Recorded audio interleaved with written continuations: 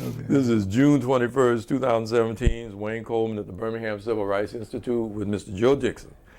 And we're going to talk today about the Gaston Motel. Welcome, Joe. Thank you for sitting with us I today. appreciate you calling me. Oh, man, thank you I for love coming. to talk about the A.G. Gaston Motel. We're going to talk about the A.G. Gaston Right. Motel, right. Let me start off with just a little bit of background about you.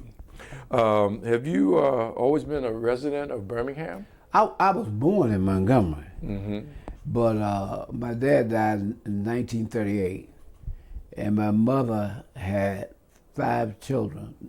Well, my dad died in May, and my youngest brother was born in June, and she was the youngest of the kids. So my mother's oldest sister came to Montgomery and got that 5, and a sister of my mother and my aunt passed. She had 4 children, so my aunt brought all of us to Birmingham in 1940. I think it was in 1941, because I remember President Roosevelt on the radio talking about December the 7th, 1941 or whatever, will lie as a day of infamy. You can't forget it if you heard his voice. Yeah. And they brought us to Birmingham, and from then they brought us to Fairfield, Alabama, and we went to school in Fairfield, Robinson Elementary School. Well, they call it Robinson Elementary School now. But it was 61st Street School with the heaters and in the outhouse and everything. But the education we got was tremendous, and because I've lived other places, but this is home right here in Jefferson County, Alabama. Okay, Yeah. great. So where did you go to school in Birmingham? I went to Fairfield Industrial High under Professor E.J. Oliver. And then once I graduated from high school, I got drafted. I was out for half a second, and the Korean War was going on, and so they were drafting people. So I got drafted. I was the only somebody in my family.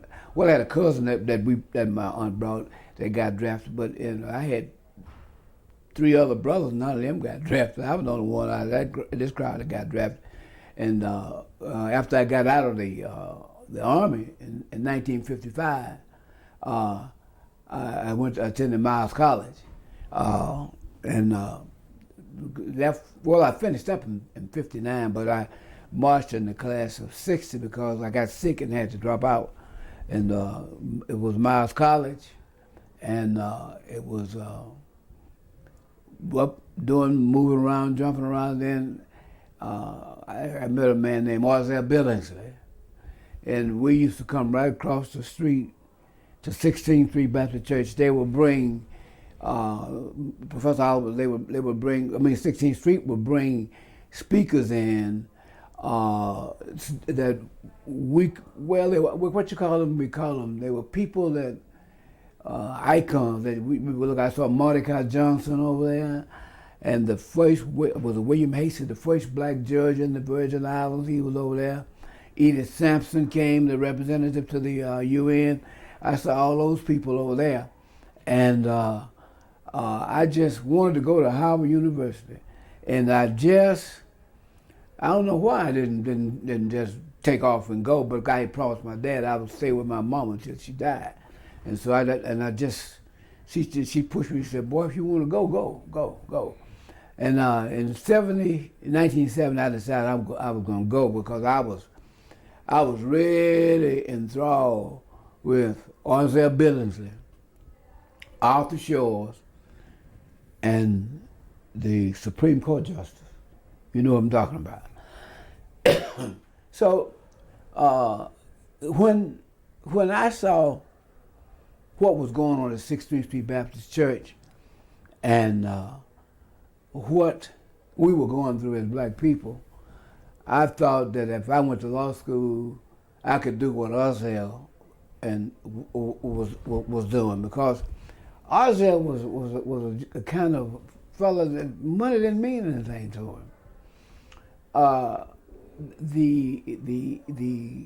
The thrill of trying to raise our people up was the thing that inspired Arzell, and he would talk to me And I don't know, they saw something, he and Mr. Gaston, they saw something, I don't know, these two guys, I was there building, and they saw something, man, I don't know what I thought it was, but they saw something, they would push me, and I'd try to run, but I couldn't get away. But the thing that really, really made me want to be a lawyer was we had marched from right here, the A.G. Gaston Motel, down the street, past the park that we couldn't go in, to the post office up there. There was a federal building. And Reverend Trevor said, we are going to stop at that federal building so that once they arrest us, we will have a case in the federal court, not the city court. But after they arrested us and we went to trial, Ozzy said something that rings in my mind today. When we were in the courtroom, they wanted us to sit, black sit on one side and white sit on the other side. Ozzy said, no, sit any way you want to sit. I don't know if you met her, but he was something. Sit where you want to sit. Supreme Court is rule. Supreme Court is rule. So the judge told Ozzy, said, I'm going to fine these niggas $100 and give them 180 days in jail. Ozzy said, I object. And I said, Ozzy said, I object because this judge knows the law has been passed. The Supreme Court says separate but equal is non-constitutional. And we can sit any way you want to sit. And when the guy said, the judge got up and said, I'm going to still fine these niggas $100 and 180 days in jail. You want to object to anything else? And Lawyer Show trying to calm Ozzy down. Ozzy, I don't know if you know him.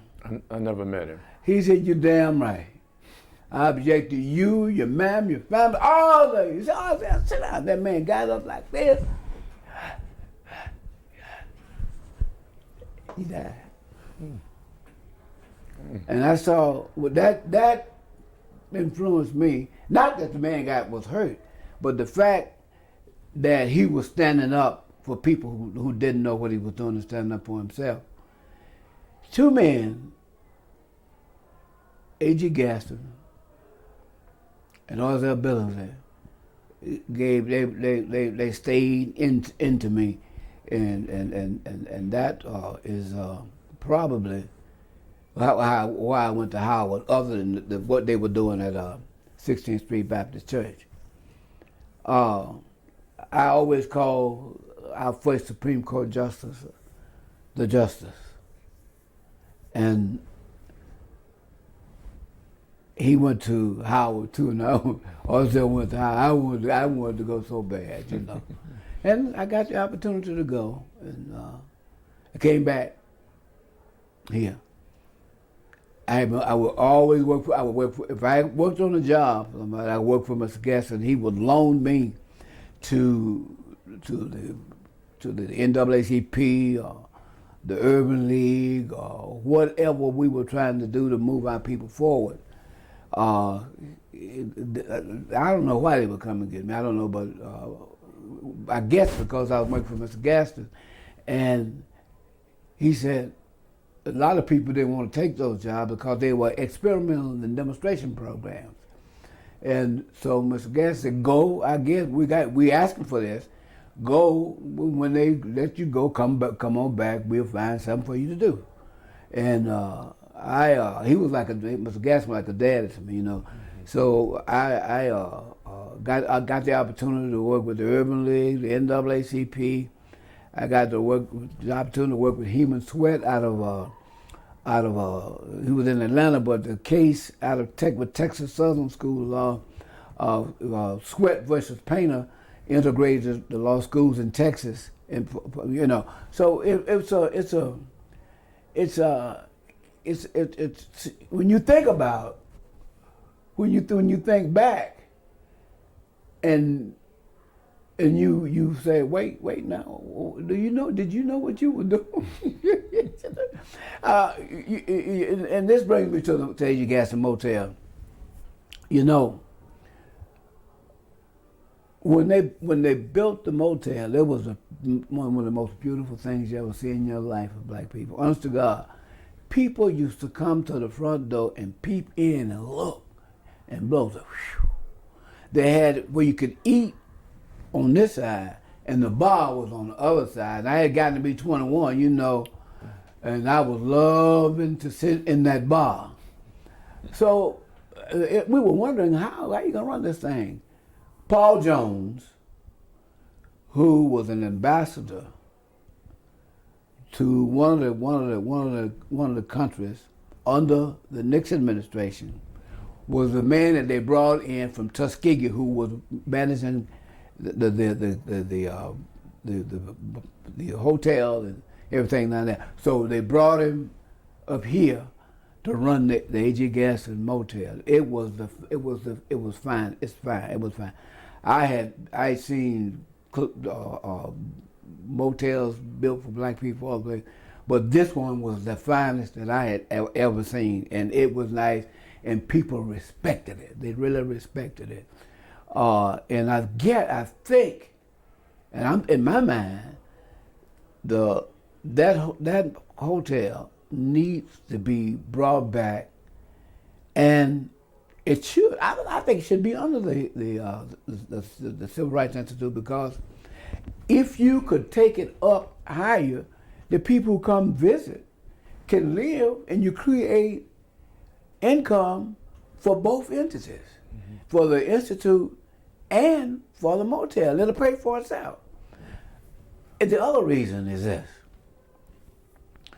When I first went to work for Mr. Gaston, I graduated from Miles College in 1960.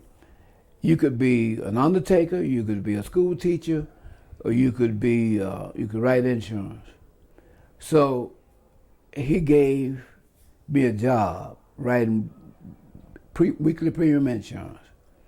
And I had 3 children, and I knew the way that the salary was set up that I needed to sell, and I love to talk. So you had to go and really sell insurance to our people, because at that particular time, you know, you're young and you're not paying attention. Most people were saying, I'm not gonna leave anybody anything, huh? Well, I'm dead, I'm gone. And as a friend of mine, I can't think of his name, but his name was Jones. He had just gotten out of the military. He had married a girl from the Philippines, and he had brought her back from him. And I told him what I was doing. He was with one of my younger brothers, and brought him. He got a job, and we worked together. And we sold insurance. We sold it. And then all of a sudden, while I was at Miles, Jesse Walker. People don't talk about Jesse. Jesse Walker was over the.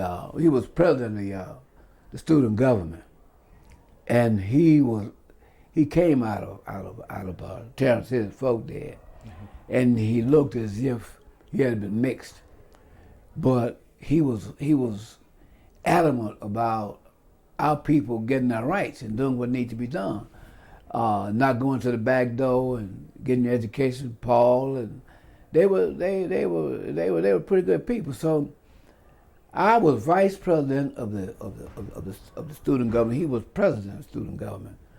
But before that, Lewis White, who a good friend of mine who died, Lewis White, John T. LeGrand, those people, we were directing people to vote. So Dr. Bell was president of Miles College then, and it was kind of iffy. Most of the money to support us going to school was coming largely from white people. The gentleman who had knee-high bottling coming was a Methodist. He was giving money to the school over here, Birmingham Southern, and he helped us a lot, paid light bill and stuff for us. So when we started demonstrating, Reverend Shuttleworth was out in North Birmingham, in Collegeville, and Jesse Walker and the group out of Miles College was so emphatic and powerful that it started reverberating back to my house with Dr. Bell. And Reverend Shuttleworth said, "This is bigger than you think it is. You fellas think it is." He said, "You need to be over here with us." Because the people not really, to me, to my memory, the real struggle with the civil rights came out of North Collegeville in North Birmingham. And Mr. Wisnut and all those people over there, they were really getting people registered to vote and stuff like that. So we kept doing stuff. So Dr. Bell called we used to have a meeting in the chapel. We'd go to chapel because it's a Christian school. And he told us that we could not lead marches from Miles College. And he explained why we couldn't do that. So Jesse was yet president of the student council. So we would meet. You know where we met to get our strategy together to go and march? At the Gaston. A.J. Gaston Motel. Mm-hmm. So we would sit in A.J. Gaston Motel and we would get out and march around the park because we couldn't go in the park. Where the nursing home is, with the people, the home for the elderly right there, was a hotel, a bar, and on the very end, to the alley, on the other side of the alley was Masonic Hall. It's still there, the Masonic Temple. But right there, just at the end of the bar, Rat Killer was there. Rat Killer had a shoe shine stand, and he was bootlegging liquor. So the detectives, the police detectives, all of them knew Rat. They were coming there, and they would go in the back and have their drinks in the back with the rest of us. So they knew me because I would go around there. And one night we left out of the motel and we were marching around that park, and one of those officers saw us. And he said something to me that really changed my mind about white people. He said, "Let me tell you something. Come and tell you something." But me and Jesse and 3 or 4 other guys, Stewart, I can't think of Stewart's first name, but he passed. He was out there with it. He said, "Let me tell you, what you're doing, you people are doing the right thing." No, he didn't say you people. He said, "You guys are doing the right thing. I don't blame you for wanting your rights." He said, "But you're doing the wrong thing to march out here at night. Because if you march out here at night, so some of these crazy rednecks will come out here and kill all of you and won't nobody even know you out here." He said, "If you're going to do it and really mean what you're doing," my guy told us that, "you need to do it in the daytime so everybody can see it." I never will forget that. I said to myself, "Oh, white people don't hate black folk." You know, and so we would meet at the A.J. Gaston Motel, and we started moving in the daytime. If the Lord would have it, Dr. Bell got sick. Dr. Bell lived in Vinesville, but he never really gave up Atlanta, Georgia. He was an Atlantean, you know, and so he told us that we couldn't lead any marches from out there. So when Dr. Bell came in, we started doing the selective buying campaign. Well, we did boycott. Then they passed a law that said you can't. And then Dr. Pitts came over and said, "Well, we won't boycott. We'll just do some selective buying." We still would meet here because I had finished. Frank Dukes had come back from Detroit, but Shirley Miller was still a student out there. In order to get all of us together, where did we meet? A.J. Gaston Motel. I don't know how Dr. Gaston put up with it, but most of the people who came to Birmingham to participate from out of town, where they live, the A.J. Gaston Motel. So it's an integral part of the Civil Rights Institute. it was a vital part. When the night that they bombed A.J. Gaston Motel, one of the deputy sheriffs told us they probably knew it. They bombed the A.J. Gaston Motel. But Dr. King wasn't here. He was at John Drew's house on Center Street. And the what's called the highway hadn't come through and divided it. Do you know there was a man, there was a black, what we call him, John L. Lewis. He was a union guy with the miners. John L. Lewis, Frank Dukes, Dr. Joe McPherson, and myself, we had rifles on each corner of John Drew's house. When they bombed, they thought they had got killed Dr. King, but he was up at Dana Drew and John Drew's house.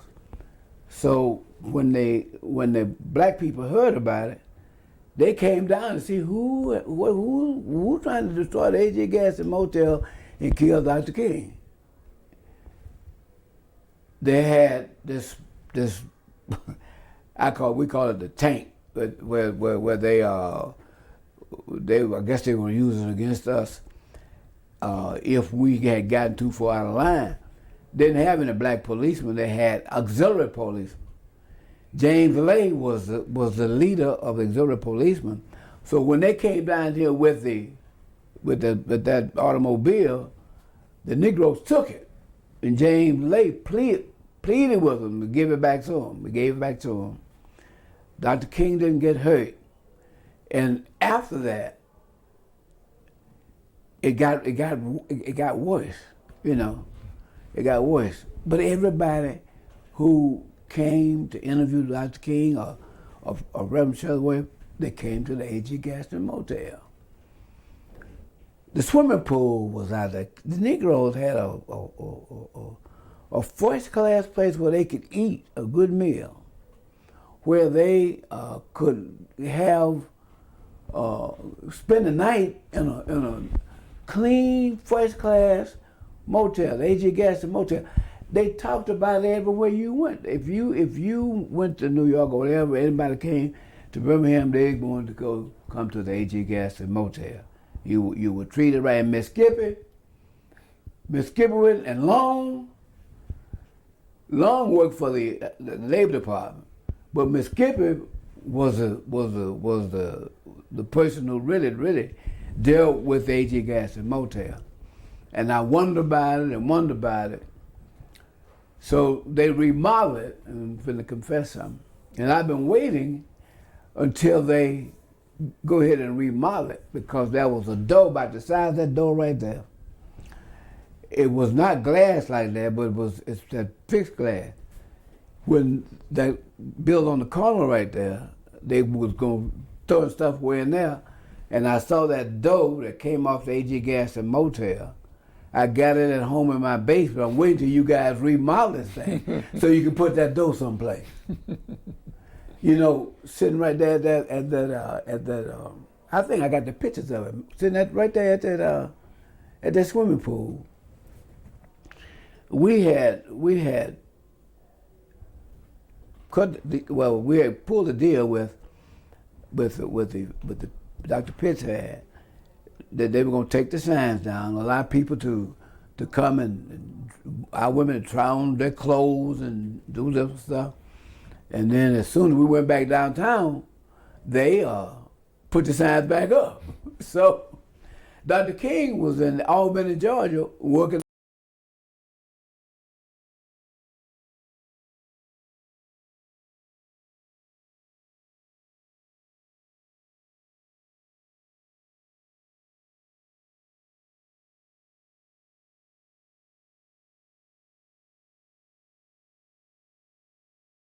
Needed, so Reverend Shuttlesworth said, "Well, we probably need to bring Martin back up here, because they had worked together in Tuskegee, Dr. Abernathy and all of that. I mean, in Montgomery. So when they brought him back up here, this is the other memorable thing about the A.G. Gaston Motel. They from people from all over the world, right there at that swimming pool. And they were talking over Reverend Fred Shuttleworth to Dr. King. And the deal that they offered was the deal that they offered when we went back downtown and wasn't conducted our selective buying campaign. And Reverend Shuttleworth said, "Hold it, man. We brought you from Albany, Georgia up here to help us with this thing. This deal, these crazy white folks offering us, they offered us that deal before. That deal is going nowhere. Now, if you want to go back down to Albany, Georgia, you can go back down and say, well, we're going to deal with these crazy motherfuckers." Look, I have never met a man like Fred Shuttleworth. You hear me? He was fearless. I had the opportunity to go to jail with him twice. Reverend Gardner I would always be the first somebody to get out of jail. I don't know. I know why. I know why. Mr. G. Whatever they, so, I know you want to talk about it. The last time I went to jail, I think Reverend Porter and we left Reverend Smith Church up on 6th Avenue. Wasn't Peter Paul and Mary and everybody was here. We went to jail over there. So we stayed overnight. Early that morning, I said, Joe Dixon all the way. The first time they said I was in jail, they said Joe Dixon, I didn't know what they were talking about. They said that some people in jail. All the way, man, you finna get out. So this time, they said all the way. I got out. I called my wife to come get me. I had to go to Fairfield and change clothes and go to work. I was working on the Miss Hard out in Fairfield. When I got to work, Mr. Peakees, who was the agency director, was driving up. He said, "Come here, Dixon. Don't go in that office." You know what I thought? I thought, oh Lord, I got these children. I done lost this job. They finna find me. You know what they did? They sent me to Tuskegee to manage the Tuskegee district. You talking about a man that was relieved? I was relieved. They sent me down to Tuskegee. I had 6 or 7 counts. I worked them. I worked them because I wanted to get out of Tuskegee. Because it wasn't like being around A.G. Gaston Motel. But what they had on it was down in Tuskegee was nice. But when that man told me, he said, "Don't go in that building." I said, "Oh Lord, I lost his job trying to march and these other folks." But Mr. Gaston tried to save me. Well, look, Joe, I want to go back to the meetings. When you had your meetings at the motel, where was it that you had the meetings? I know that the motel had the restaurant and the lounge and the rooms. So where did you all gather for the meetings? Most we would meet in the restaurant. Never not in the lounge. We would meet in the restaurant and sometimes in different rooms over here. You know, the people that work with Mr. Gaston, they were very cooperative, man. They were cooperative. I can remember seeing Mr. Gaston stand on top of that building with his foot propped up, looking at it, shaking his head. They were putting that water hose on folk, and because you could see from his building, because this hadn't been built down there.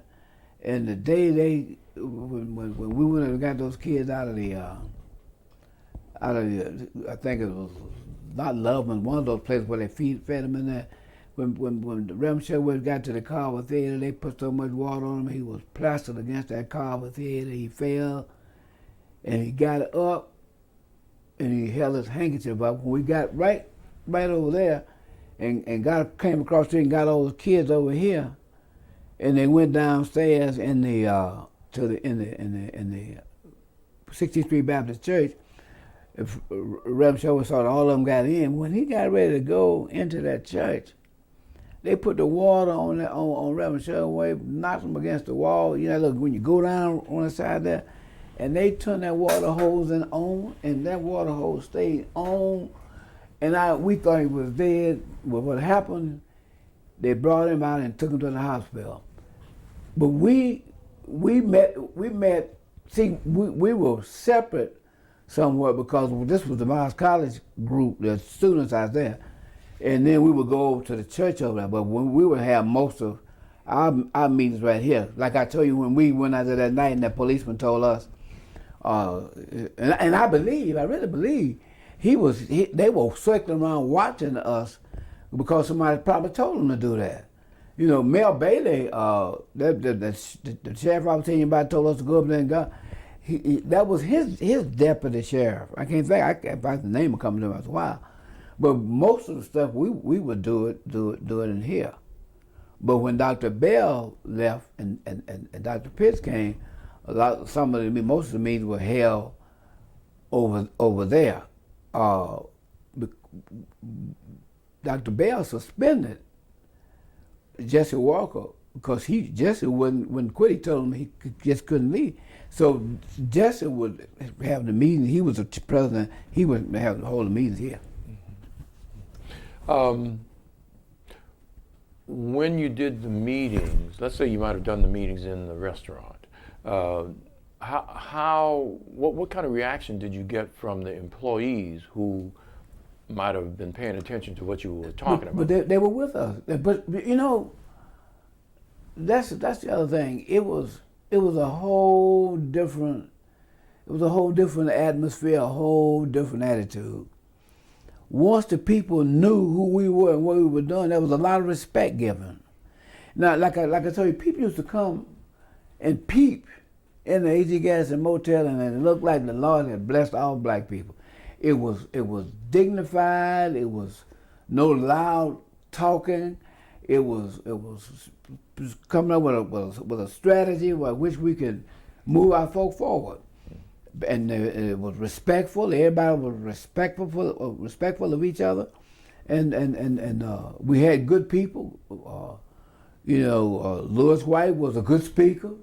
Jesse was a good. These guys and Frank was a good speaker, and it was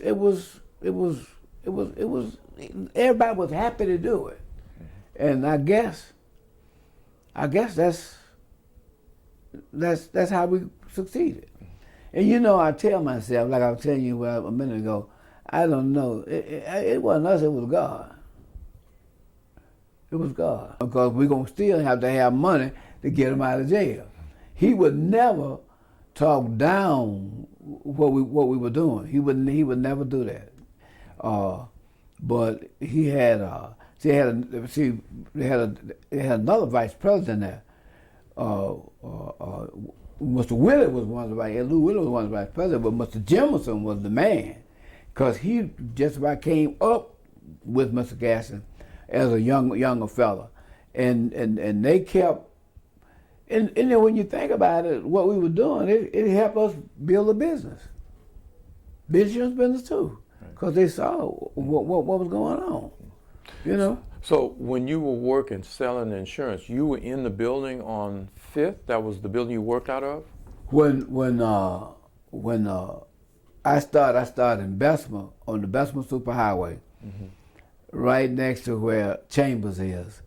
Leroy Gaylord built that building. He built most of the buildings. And then I got mad and quit and went to work for White Dairy. And you get up in the morning at about 3 o'clock to get the bus to get over there at 4 to load the ice truck up. And the other folk had these electric refrigerated trucks, and we stayed out there all day. So one day, Herman Walker was our supervisor, such. He let us off early. He lived in Fairfield too. And Bob Reed and Amos Hall came to my house, and I was laying on the couch. And if you ever been asleep and somebody trying to wake you up and you think you're dreaming and it's the best dream you ever had, Bob Reed said, where you been? He said, old man, we call Mr. Gaston, old man told us to find you. He said he told us to find you and tell you to come back to work So you good. You no man wants you to come back. I said, I'll be there in the morning. He said, you can't quit like that, Joe. You got to let these folks know. So when they brought me back, they sent me to Miss Odd. Miss Odd had the best district in the company. She had a bunch of ladies out there, but they sold that insurance and they collected that money. So when I went out there, she told me, Mr. Gaston told me that he's going to wants me to train you to be a manager. She said, all these women out here, said, now, we're going to make you a supervisor. She said, you going to train them how to sell insurance. You going to sell insurance. Don Solomon's out there with me, too. She said, and they moved him right up here to the home office. So I was out there with Miss Odd, and when the real struggle started, I was working out there under Miss Odd in Fairfield. Then, after they sent me to Tuskegee, and I came back, they took me, Mr. Bly, I worked for him in Bessemer when I got mad and quit. He was running a real estate company, so Mr. Gaston brought me back to run the real estate company. And I was down there, and one day he had been over here and he came across the street because my house was downstairs, and he saw Mr. Gaston shaking a finger in my face like this. So he came in there and said, what's going on, boy? What's going on? I said, he said, no, that's right. She told me, no. He said, he went right around to the office, and by the time it looked like he got back around to the office, somebody came there with a letter telling me to move all my stuff around to the home office. I had a lot, but see, we used to have that building on the corner where the parking lot is. We had that building, that was Citizen Federal, and we had the building of the stuff up in the room upstairs. But right here, Mr. Bartleben lived here, and he sold the property to Mr. Gaston, and then after Mr. Gaston had the office here, Smith and Gaston here, and they moved up there and then built the building over there. We put a filling station right in here. Then we tore the filling station down, and we kept moving, you know. But I started in Bessemer with Mr. Bly, and came to Birmingham. Fairfield with Miss Odd, and the rest of the time was up there with Mr. Gaston, Mr. Piggies, Mr. Willie. Yeah. Did Dr. Gaston use his construction companies to build his buildings, like the motel? No. The buildings were built before the construction companies got on the way. I see. Yeah. Mm-hmm. He, I think, at the time, that was some effort to get blacks involved in construction. Because when you go up 20th Street past UAB, that road in there, the construction company built that. But that was a little messy because what we were doing was a little bit out. But then they started doing another phase of the construction company that was more in line with what they could do, you know. Mm-hmm. But this right here, and across the street we had the Wind Radio, and then we bought the corner. We bought that building on the corner, and where the drugstore. We bought that. We bought the building across over there where Sunny Shores was, because the post office has a lot of stuff parked over there, and we were parking our Hutchinson thing over there. So he told me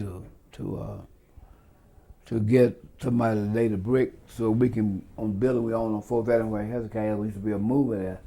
So we moved all of the hearses from across the street over there and put them over there because it says creating a hazard. The funeral home just didn't, right on the corner over there, didn't have any room for it.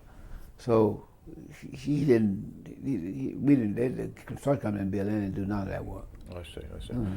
Well, I wanted to talk a little bit about the bombing. Now, I know that the bombing took place at night, and I'm also assuming that after the bomb was had gone off and did the damage, did the motel itself shut down temporarily? Yeah, until they could find out, what was going on, and then they got it fixed back. I think Leroy or A.H. Smith had a construction company. I think he and Leroy Gaylord were together in it, but I think either Leroy Gaylord company or A. Smith put it back together. So the part of the building that was damaged, it was rebuilt completely? Well, what happened was it blew a hole in the wall in the wall on the backside over there. Right. It was damaged, but it wasn't. If anybody had been there, they would have been hurt, but it wasn't so terrific, And they could get it back. They could get it back together,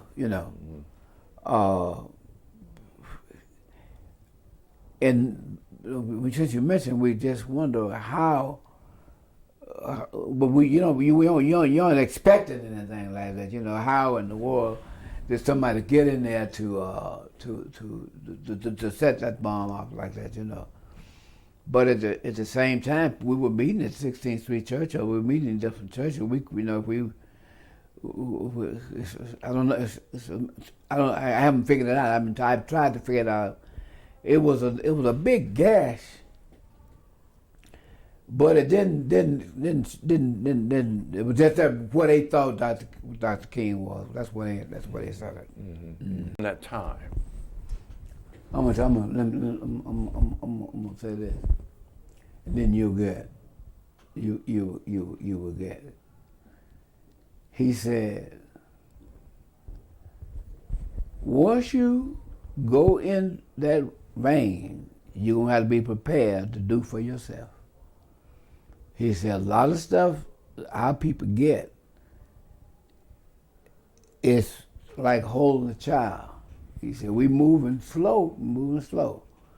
He said, you're gonna have to be prepared to take care of your own schools.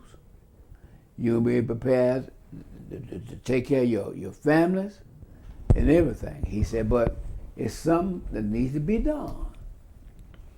He said, you can't fight in bed. You can't fight in bed. He said, it's here. We're going to have to do whatever we can to get our folks ready. He said, the force bigger than us. That's what he told me. When I was working for the Urban League, they brought people from everywhere here to initiate that program.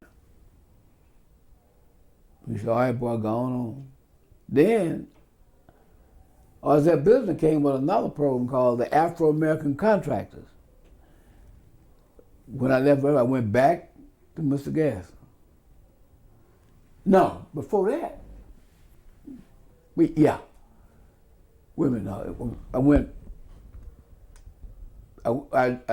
went to when what happened was I was sending people to Blue Cross Blue Shield.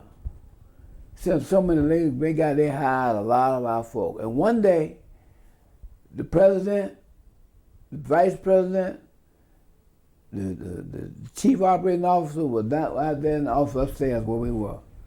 So the secretary said, Mr. Dixon said, all the people from Blue Cross over here. I said, oh Lord, we done messed up.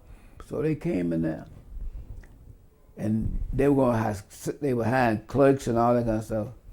So but they had never hired a salesman.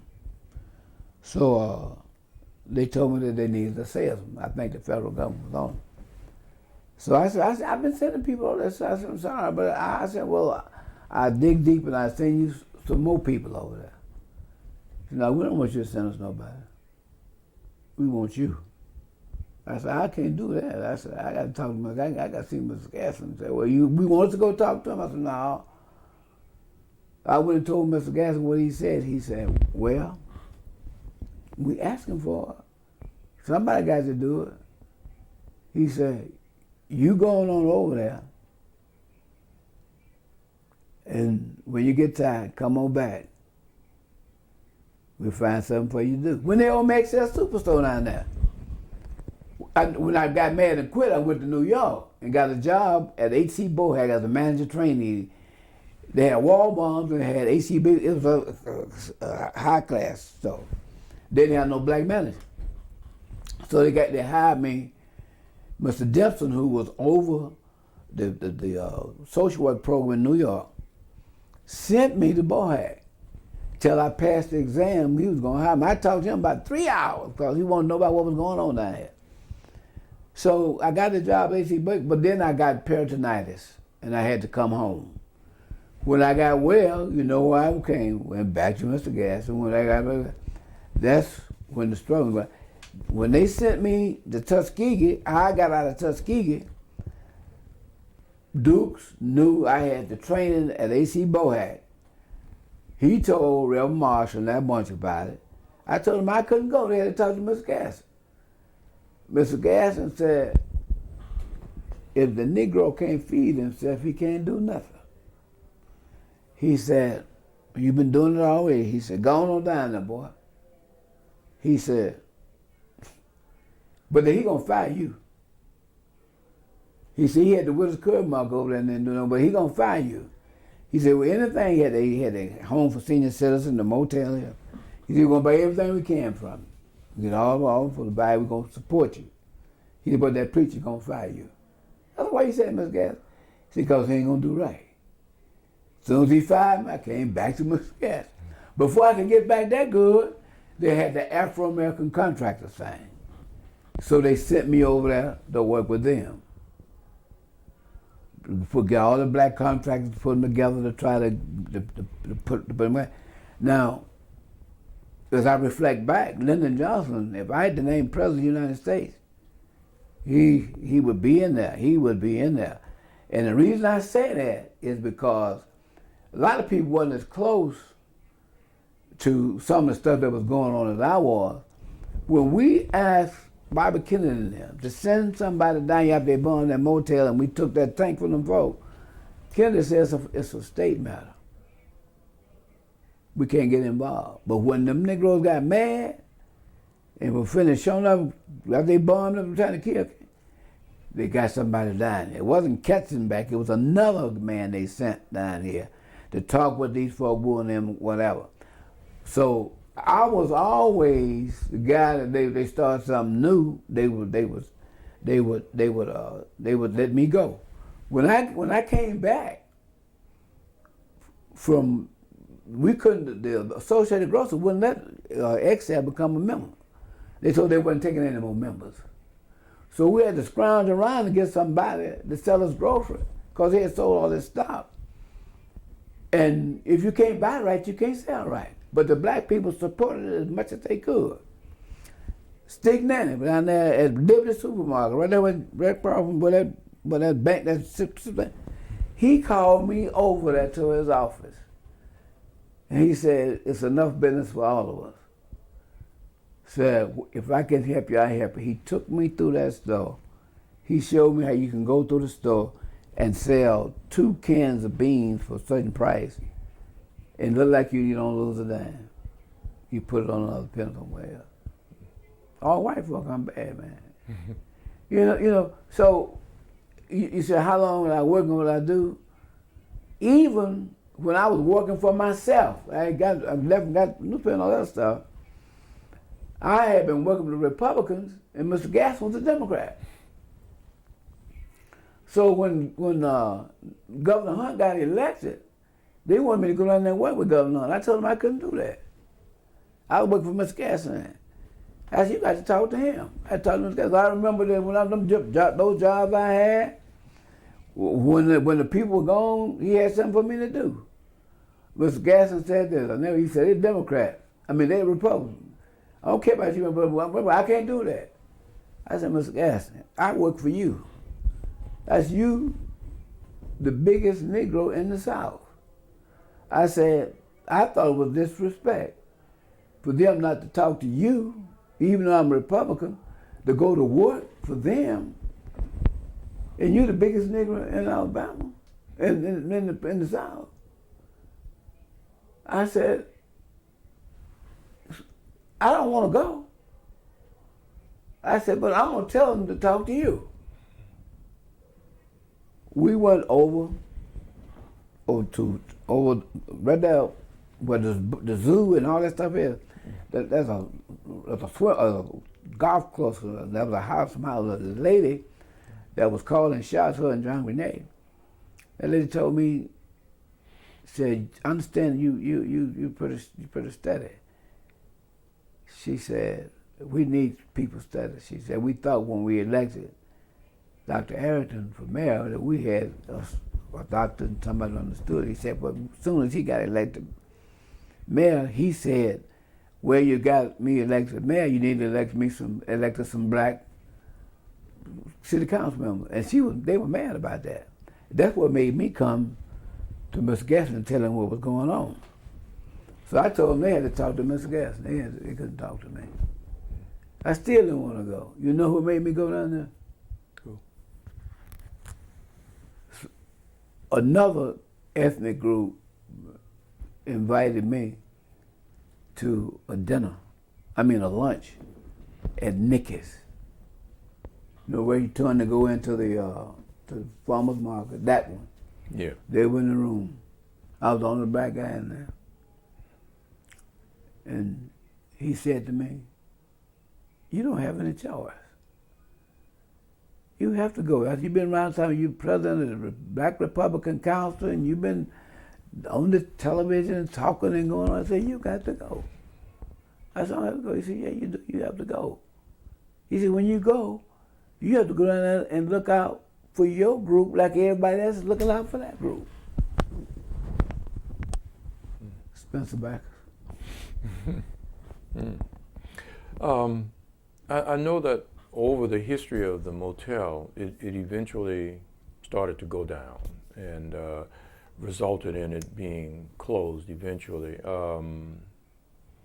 When do you think that began to happen, and why do you think that happened? Well, it really, when you really, as old as I am, and you reflect back, it probably when we started integration, because when you look at our communities, you don't see any Starbucks, and this was nice. I mean, it's our people. Well, let me put it like this. It may be around the bench, around the corner answer I'm giving you. When I was in the Army in 1952 and 53, I was in with a lot of them who were older than I was because Korean War was coming to an end. And they had gotten deferments, and they were school teachers, and the whites and the blacks, and they had President Truman had just integrated the Army. And we were down in Camp Rucker and Fort Benning and Fort Jackson. And a lot of the white kids at the University of Mississippi, North Carolina, the Citadel and all those places. And I had been to college then, but that principle we had would make you read and keep up with what was going on. So that was a boy named James Smythe, a white boy. And they wanted to know, why did we want to integrate with white people? This was before the Supreme Court had ruled separate equal was constitutional. A boy named Jay, who had gone to the Citadel, asked me that if President Eisenhower asked us to go to the Little Rock and shoot at people who protected our rights, what would I do? I said I would obey the orders of my commanding officer.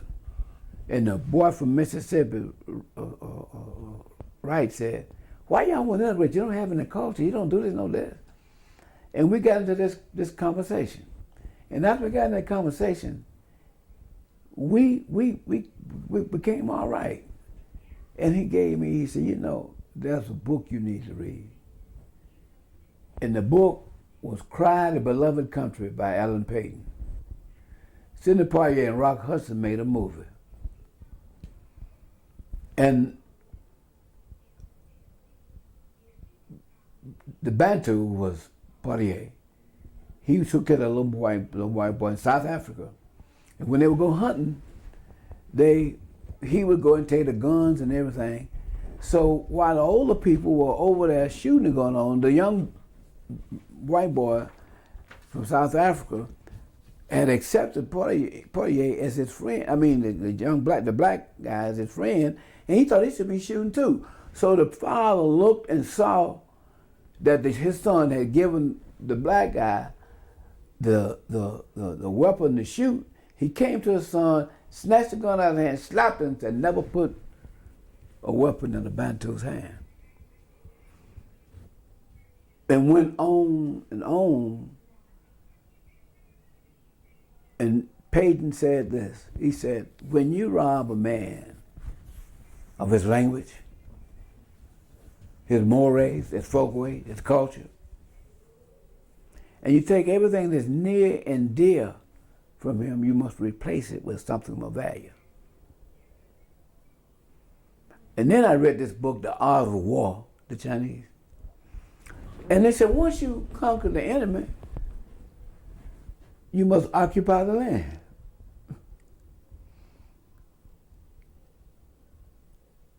Then you look at what we were doing. We moved so fast with the integration thing. We didn't occupy the land, and we didn't replace what was taken with something of value. And it's gotten worse as we've moved forward. Even when we integrate the schools, it started watering it down. We took to a bunch, even our own kids. I'm talking about something to talk to them. They're looking for something that I tell them, I said, the Coca-Cola people have been in business 100 years. They said, have a Coke. The Miller High Life, Millers, they keep moving and working on it. We stopped doing what we were doing, started doing something else. It's deep. It's really deep. And when you look at the thing like it is, where I look at it, a lot of things our people can't afford. Because you go to Montgomery, they said, the city council raised a salary of $50,000 a year. The legislature double their salary, but here's a guy got family doing the hard work, and you say he don't need $15 an hour. It's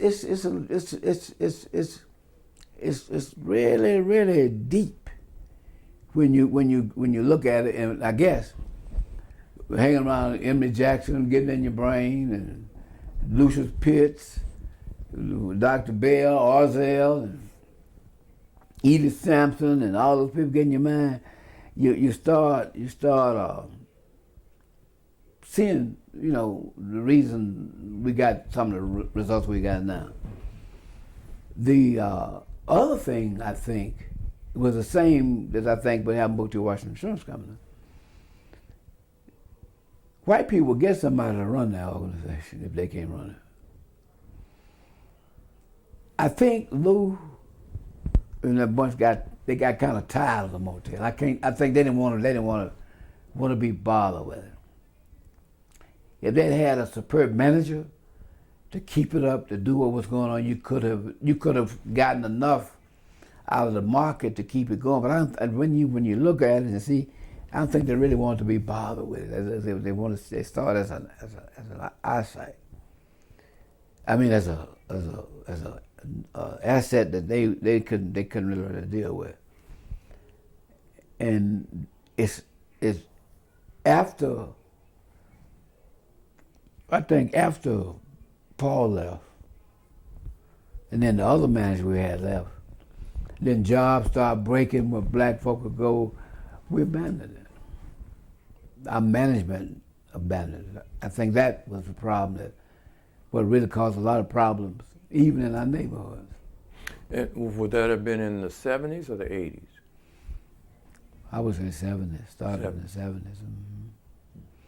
And the more power and when I look back, the more power that Lou and Kirkwood had,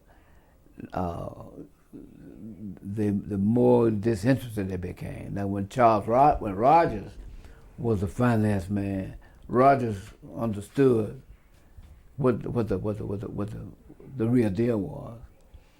But after he got sick and others, they were looking, it's just a lot of stuff that did, especially even with the insurance company, one of the strongest black insurance companies. They went buying up stuff, and if you're gonna conquer, you got to occupy the land. By the time the motel had started to go down and finally was closed, was Dr. Gaston still alive at that point? Yeah, but he was past 100. I remember he got sick, and he decided that he owned most of Booker T. Washington's insurance company. And one of the things that a lot of people don't realize is that WENN was owned by the insurance company. And a lot of people say, well, why you sell it? With the money that they offer. If you